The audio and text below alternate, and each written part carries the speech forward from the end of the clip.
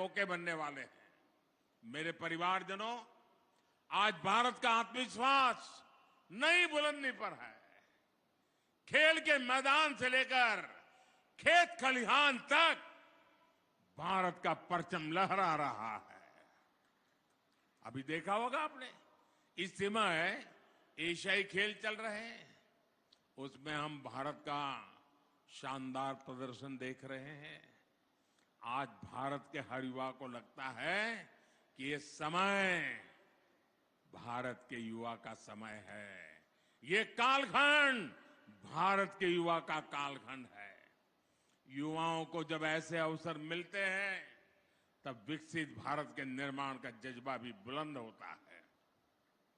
तभी भारत G20 जैसे भव्य विश्व आयोजन इतने गौरव के साथ करा पाता है। तभी भारत का चंद्रयान वहां पहुंचता है जहां कोई देश नहीं पहुंच पाया।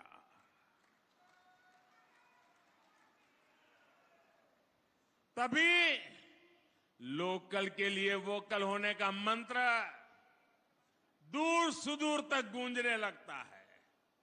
आप सोच सकते हैं, एक तरफ ये देश चंद्रयान पहुंचता है तो दूसरी तरफ 2 अक्टूबर को गांधी जयंती पर दिल्ली के एक स्टोर पर, आप याद कीजिए, 2 अक्टूबर को एक दिन में दिल्ली का जो एक खादी भंडार था, 1.5 करोड़ रुपए से भी ज्यादा खादी बिकी एक स्टोर में। ये ताकत है देश की। स्वदेशी की ये भावना, देश को आगे बढ़ने की ये भावना आज चारों तरफ बढ़ती जा रही है। और इसमें बागडोर संभाली है मेरे देश के नौजवानों ने, मेरे देश की बेटे बेटियों ने। तभी भारत के युवा स्टार्टअप की दुनिया में कमाल कर रहे हैं। तभी भारत स्वच्छ होने का इतना बड़ा संकल्प लेता है।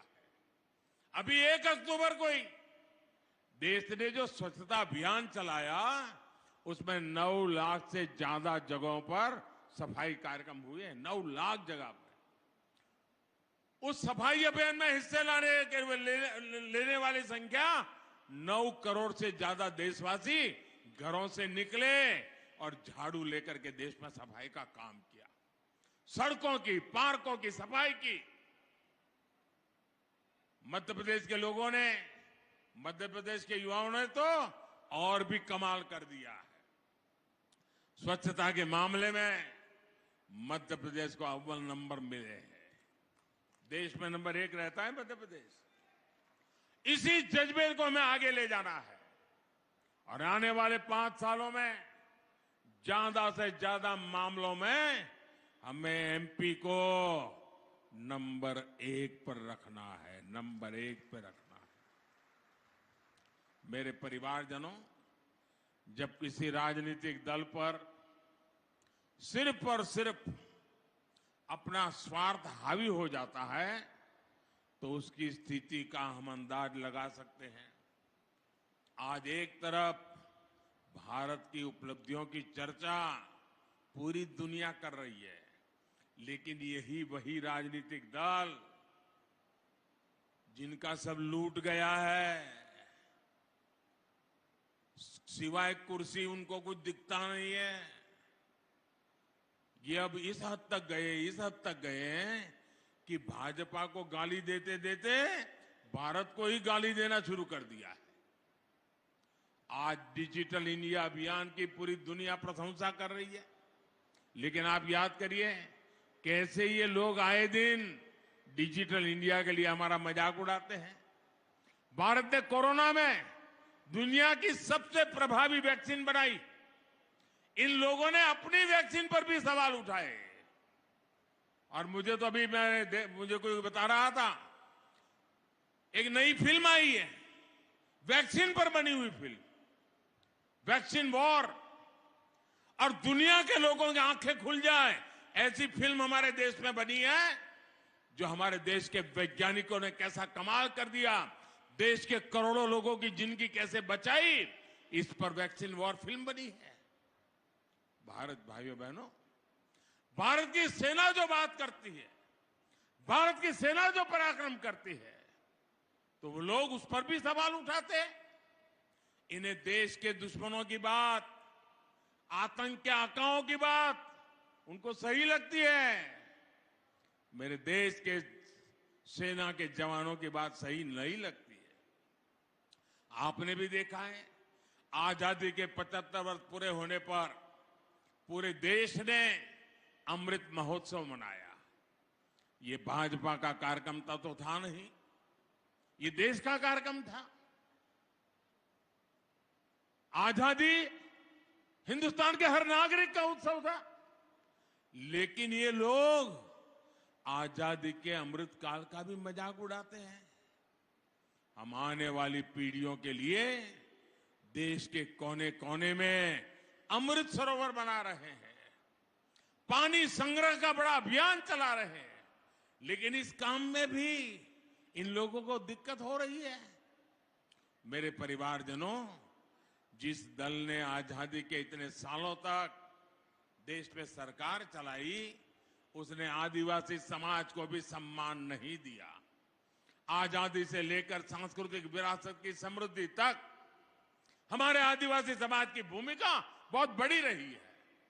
गौंड समाज दुनिया के सबसे बड़े जनजातीय समाज में से एक है। ऐसे में मैं आपसे एक सवाल करना चाहता हूं।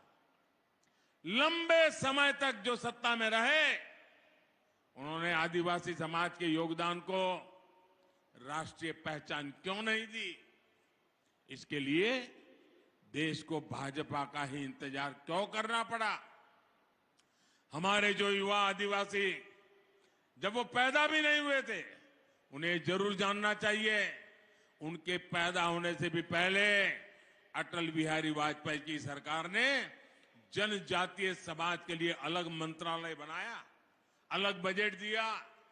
बीते 9 वर्षों में इस बजट को कई गुना बढ़ाने का काम ये मोदी की सरकार ने किया। देश को पहली महिला आदिवासी राष्ट्रपति देने का सौभाग्य भी भाजपा को मिला। भगवान बिरसा मुंडा के जन्म दिवस को जनजातीय गौरव दिवस भी भाजपा सरकार ने घोषित किया। देश के आधुनिकतम रेलवे स्टेशनों में से एक स्टेशन का नाम रामनी कमलापति के नाम पर किया गया। पातालपानी स्टेशन अब जननायक टंटिया भील के नाम से जाना जाता है। और आज यहां गौंड समाज की प्रेरणा रानी दुर्गावती जी के नाम पर इतने भव्य आधुनिक स्मारक का निर्माण हो रहा है। इस संग्रहालय में गौंड संस्कृति, गौंड इतिहास और कला का प्रदर्शन भी होगा। हमारा प्रयास यही है कि आने वाली पीढ़ियां समृद्ध गौंड परंपरा को जान सके। मैं जब दुनिया के नेताओं से मिलता हूं तो उन्हें गौंड पेंटिंग भी उपहार में देता हूं। जब वे इस शानदार गौंड कला की प्रशंसा करते हैं तो मेरा माथा भी गर्व से ऊंचा हो जाता है। साथियों, आजादी के बाद दशकों तक जिस दल देश में सरकार में बैठा रहा, उसने सिर्फ एक ही काम किया, एक ही परिवार की चरण वंदना, एक परिवार की चरण वंदना करने के सिवाय उनको देश की परवाह नहीं थी। देश को आजादी सिर्फ एक परिवार ने नहीं दिलाई थी। देश का विकास भी सिर्फ एक परिवार ने नहीं किया है। ये हमारी सरकार है जिसने सभी का मान रखा, सम्मान रखा, आदर किया, सभी का ध्यान रखा। ये भाजपा सरकार है जिसने महू सहित दुनिया भर में डॉक्टर बाबा साहब आंबेडकर से जुड़े स्थानों को पंचतीर्थ बनाया है। मुझे कुछ सप्ताह पहले सागर में संत रविदास जी की स्मारक स्थली के भूमि पूजन का भी अवसर मिला है।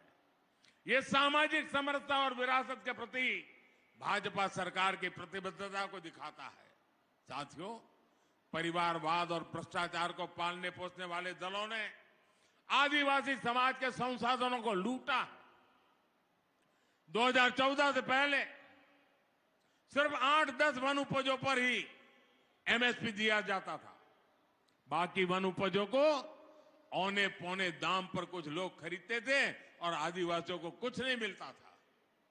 हमने इसको बदला और आज करीब 90 वन उपजों को एमएसपी के दायरे में लाया जा चुका है।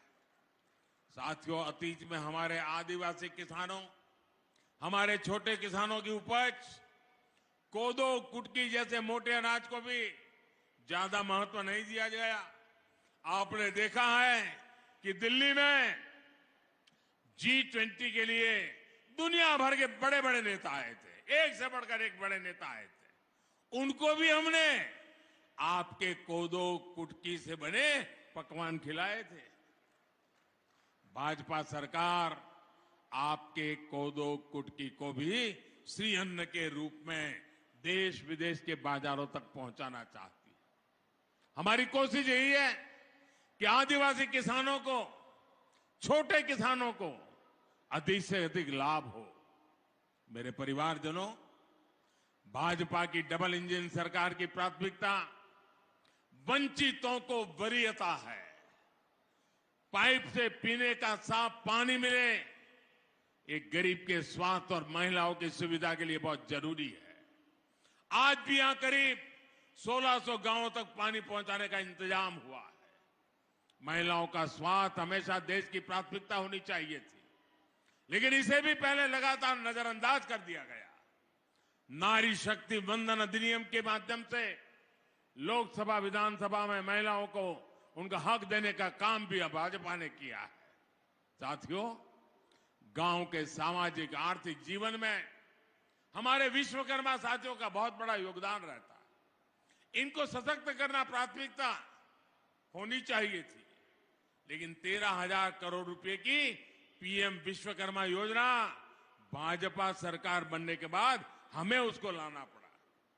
मेरे परिवारजनों, भाजपा सरकार गरीबों की सरकार है। अपने भ्रष्टाचार और अपने परिवारवाद को आगे बढ़ाने के लिए कुछ लोग भांति भांति के प्रपंच कर रहे हैं, लेकिन मोदी की गारंटी है कि एमपी विकास में टॉप पर आएगा। मुझे विश्वास है कि मोदी के भाजपा सरकार के इस संकल्प को महाकौशल मजबूत करेगा, मध्य प्रदेश मजबूत करेगा। एक बार पुनः वीरांगना रानी दुर्गावती जी को श्रद्धापूर्वक नमन करता हूं और आप इतनी बड़ी संख्या में हमें आशीर्वाद देने के लिए आए हैं। मैं हृदय से आपका आभार व्यक्त करता हूं। मेरे साथ मैं कहूंगा, रानी दुर्गावती, आप कहिए अमर रहे, अमर रहे। रानी दुर्गावती। अरे आवाज पूरे मध्य प्रदेश में गूंजनी चाहिए। रानी दुर्गावती, रानी दुर्गावती, रानी दुर्गावती। भारत माता की, भारत माता की। बहुत बहुत धन्यवाद। नरेंद्र मोदी।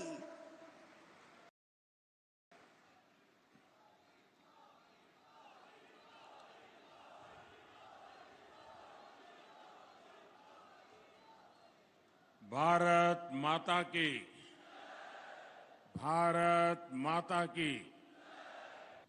मध्य प्रदेश के राज्यपाल श्रीमान मंगूभाई पटेल, मुख्यमंत्री भाई शिवराज सिंह चौहान, केंद्रीय मंत्रिमंडल के मेरे सभी साथी, एमपी सरकार के मंत्री, सांसदगण, विधायकगण, मंच पर विराजमान अन्य सभी महानुभाव और इतनी बड़ी तादाद में हमें आशीर्वाद देने के लिए आए हुए देवी और सज्जनों,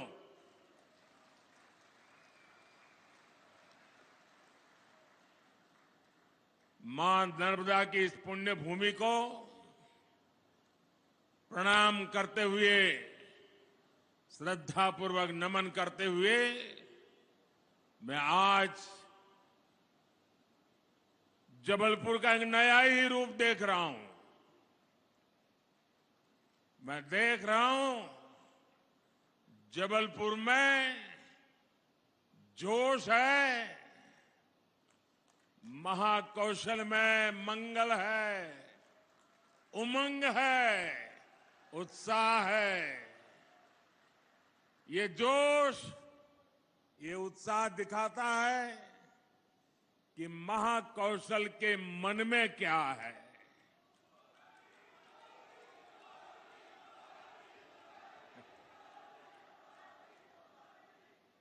इसी उत्साह के बीच आज पूरा देश वीरांगना रानी दुर्गावती जी की 500वीं जन्म जयंती मना रहा है। रानी दुर्गावती गौरव यात्रा के समापन अवसर पर मैं उनकी जयंती को राष्ट्रीय स्तर पर मनाने का आह्वान किया था। आज हम सभी इसी उद्देश्य से यहां एकत्र हुए हैं, एक पवित्र कार्य करने के लिए एकत्र हुए हैं, हमारे पूर्वजों का ऋण चुकाने के लिए इकट्ठे हुए हैं। थोड़ी देर पहले ही यहां रानी दुर्गावती जी की उनके भव्य स्मारक का भूमि पूजन हुआ है और मैं अभी वो कैसे बनने वाला है, शिवराज जी मुझे डिटेल में अभी उसका पूरा मैप दिखा रहे थे। मैं पक्का मानता हूं रानी दुर्गावती का जीवन हमें सर्वजन हिताय की सीख देता है। अपनी जन्मभूमि के लिए कुछ कर गुजरने का हौसला देता है। मैं रानी दुर्गावती जयंती पर पूरे आदिवासी समाज को, मध्य प्रदेश को और 140 करोड़ देशवासियों को बहुत बहुत बधाई देता हूं।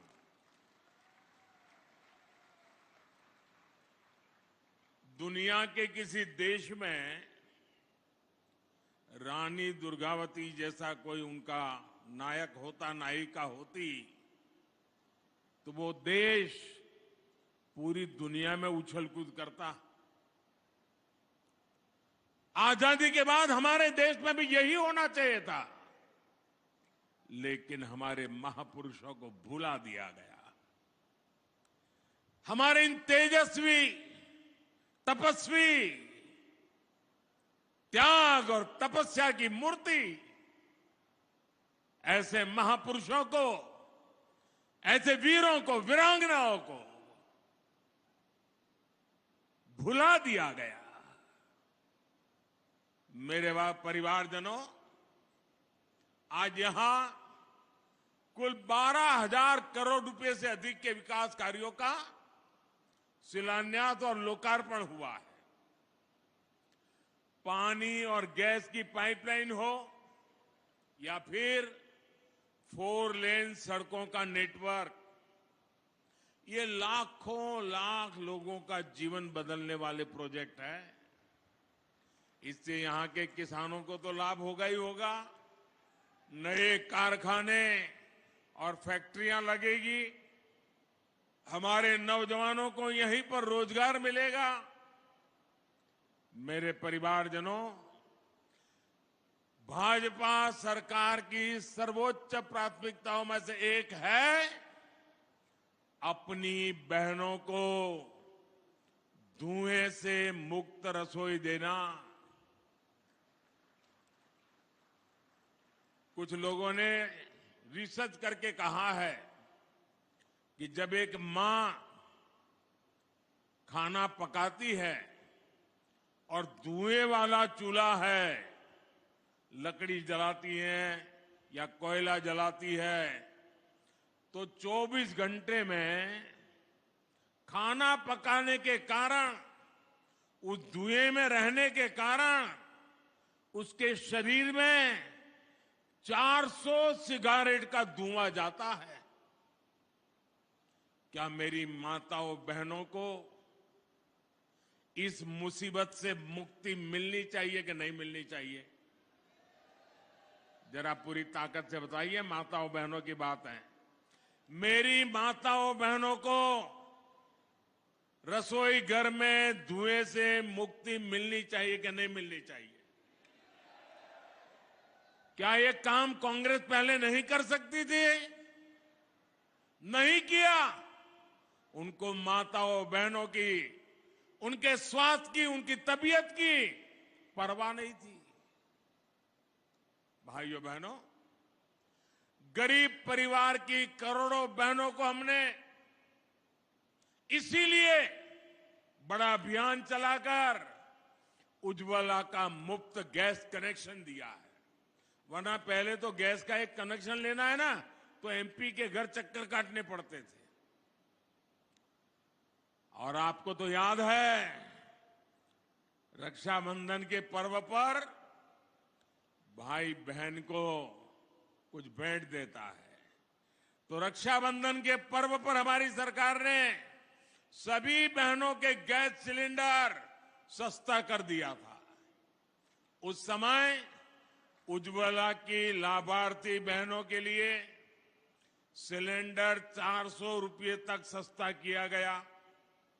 और अब कुछ ही दिनों के बाद दुर्गा पूजा, नवरात्रि, दशहरा, दिवाली, ये त्योहार आने वाले हैं। तब ये मोदी सरकार ने उज्ज्वला का सिलेंडर कल ही फिर एक बार 100 रुपया सस्ता कर दिया। यानी पिछले कुछ सप्ताह में ही उज्ज्वला की लाभार्थी बहनों के लिए सिलेंडर 500 रुपये सस्ता हुआ है। अब उज्ज्वला की लाभार्थी मेरी गरीब माताओं बहनों बेटियों को गैस का सिलेंडर सिर्फ 600 रुपये में ही मिल जाएगा। सिलेंडरों के बजाय पाइप से ही सस्ती गैस रसोई में आए, इसके लिए भी भाजपा सरकार तेज गति से काम कर रही है। इसलिए ही यहां गैस पाइपलाइन भी बिछाई जा रही है। इसका लाभ भी मध्य प्रदेश के लाखों परिवारों को होगा। मेरे परिवारजनों, आज जो हजार हमारे कॉलेज में पढ़ने वाले छात्र छात्राएं हैं, जो हमारे नौजवान साथी हैं, हमारे नौजवान बेटे बेटियां हैं, उन्हें मैं जरा पुरानी कुछ बातें याद कराना चाहता हूं। कराऊं? पुरानी बात याद कराऊं? 2014 की बात याद कराऊं? आप कहें तो कराऊं। आप देखिए, जो आज 20-22 साल के हैं ना, उनको तो शायद पता ही नहीं होगा, क्योंकि उस समय वो 8, 10, 12 साल के होंगे। उनको पता ही नहीं होगा कि मोदी आने से पहले क्या हाल था। तब आए दिन कांग्रेस सरकार के हजारों करोड़ रुपए के घोटाले हेडलाइन बना करते थे। जो पैसा गरीब पर खर्च होना था, वो पैसा कांग्रेस के नेताओं की तिजोरियों में जा रहा था। और मैं तो इन नौजवानों को कहूंगा, वो तो ऑनलाइन वाली पीढ़ी है, जरा गूगल पे जाके सर्च करेंगे 2013-14 के अखबारों की जरा हेडलाइन पढ़ दीजिए, क्या हालत थी देश की।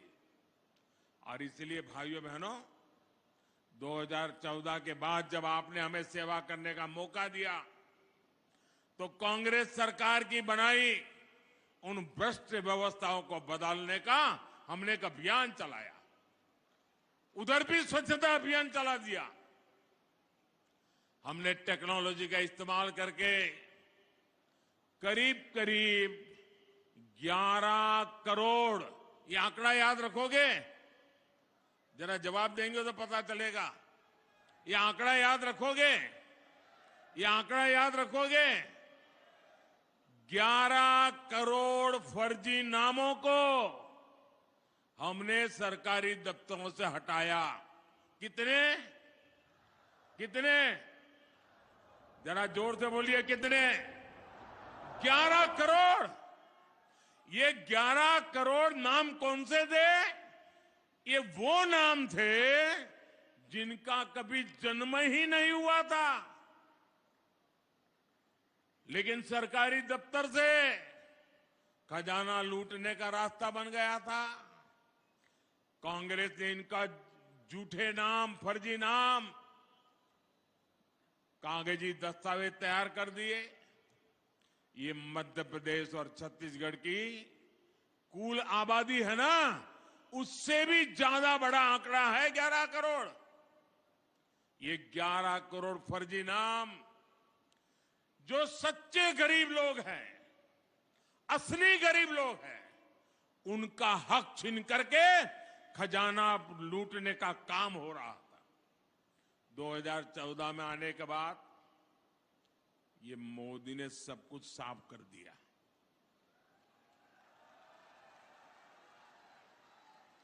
ये लोग गुस्सा करते हैं, इसका कारण भी यही है कि उनकी कटकी बंद हो गई है, कमीशन बंद हो गया है। मोदी ने आकर के सब साफ कर दिया। न गरीबों का पैसा लूटने दूंगा, ना ही कांग्रेस का खजाना, कांग्रेस के नेताओं की तिजोरी भरने दूंगा मैं। हमने जनधन, आधार और मोबाइल की एक ऐसी त्रिशक्ति बनाई कि कांग्रेस का भ्रष्ट तंत्र तहस नहस हो गया। आज इस त्रिशक्ति की वजह से 2.5 लाख करोड़ रुपए से ज्यादा, ये आंकड़ा भी जरा मैं दोबारा पूछूंगा आपको, 2.5 लाख करोड़ रुपए से ज्यादा जो गलत हाथों में जाते थे, चोरी होते थे, उसको बचाने का काम मोदी ने किया है। कितने कितने 2.5 लाख करोड़। कितने 2.5 लाख करोड़। आज गरीबों का पैसा गरीबों के हित में काम आ रहा है। उज्ज्वला का सिलेंडर सिर्फ 500 रुपए में देने के लिए केंद्र सरकार आज करोड़ों रुपए खर्च कर रही है। करोड़ों परिवारों को मुफ्त राशन मिले, इस पर भी 3 लाख करोड़ रुपए खर्च किए जा रहे हैं। ये 3 लाख करोड़ रुपए तिजोरी से इसलिए देते हैं कि कोई मेरी गरीब मां का बच्चा रात को भूखा नहीं सोना चाहिए, गरीब का चूल्हा जलते रहना चाहिए। आयुष्मान योजना के तहत देश के करीब 5 करोड़ परिवारों का मुफ्त इलाज हो चुका है। इसके लिए भी 70,000 करोड़ रुपए सरकार ने आपके आयुष्मान कार्ड के लिए खर्च किए हैं। किसानों को सस्ता यूरिया मिले। दुनिया में यूरिया की थैली 3,000 में बिकती है, मोदी 300 से भी कम में देता है, और इसलिए खजाने से 8 लाख करोड़ रुपया केंद्र सरकार ने खर्च किया है ताकि मेरे किसानों पर बोझ न पड़े। पीएम किसान सम्मान निधि के तहत भी 2.5 लाख करोड़ रुपए सीधा किसानों के बैंक खाते में जमा किया जा चुके हैं। गरीब परिवारों को पक्का घर देने के लिए भी हमारी सरकार ने 4 लाख करोड़ रुपए खर्च किए हैं ताकि गरीब को पक्का घर मिले।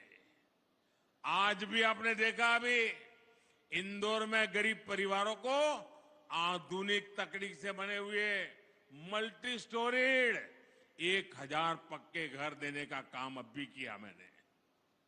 मेरे परिवारजनों, ये पूरा पैसा जोड़ेंगे तो आंकड़ा कितना होगा? कितने जीरो लगाने पड़ेंगे आपको अंदाज आता है? ये कांग्रेस वाले इसका हिसाब भी नहीं कर सकते। और आप सुनिए, 2014 से पहले ये जो 000 है ना, वो सिर्फ घोटालों का पैसा जोड़ने में लग जाता था। अब आप सोचिए, कांग्रेस के एक प्रधानमंत्री कहते थे कि दिल्ली से 1 रुपया भेजते हैं तो 15 पैसा पहुंचता है। 85 पैसा कोई पंजा घिस लेता था। 1 रुपया भेजते थे, 15 पैसा पहुंचता था। मैंने जितने रुपये अभी गिनाए, अगर ये रुपये कांग्रेस के जमाने में गए होते तो कितनी बड़ी चोरी हुई होती, आप अंदाज लगाइए।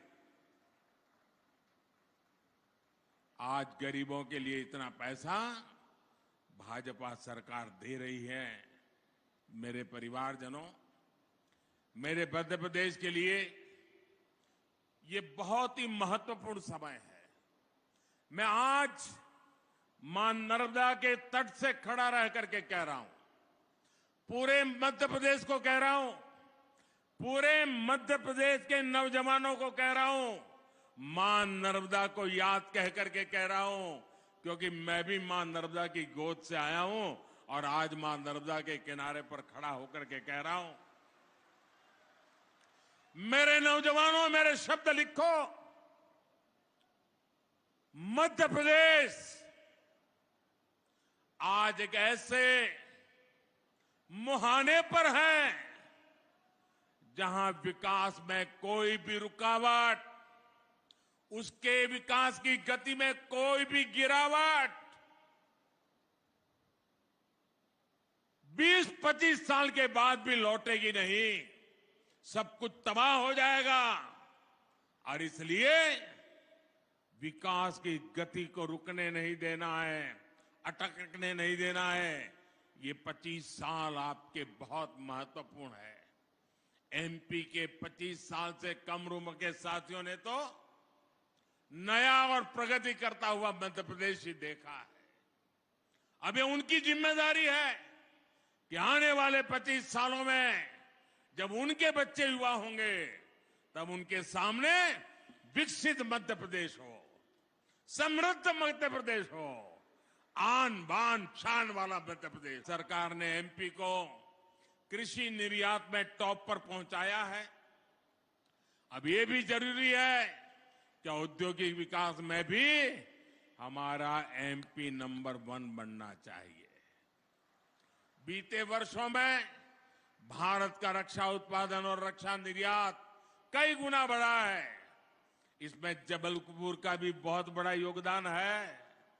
मध्य प्रदेश में डिफेंस से जुड़ा सामान बनाने वाली 4 फैक्ट्रियां तो ये हमारे जबलपुर में ही है। आज केंद्र सरकार अपनी सेना को मेड इन इंडिया हथियार दे रही है। दुनिया में भारत के रक्षा सामान की डिमांड बढ़ रही है। इससे मध्य प्रदेश को भी बहुत लाभ होने वाला है। यहां रोजगार के हजारों नए मौके बनने वाले हैं। मेरे परिवारजनों, आज भारत का आत्मविश्वास नई बुलंदी पर है। खेल के मैदान से लेकर खेत खलिहान तक भारत का परचम लहरा रहा है। अभी देखा होगा आपने, इस समय एशियाई खेल चल रहे हैं, उसमें हम भारत का शान रहे हैं। आज भारत के हर युवा को लगता है कि ये समय भारत के युवा का समय है। ये कालखंड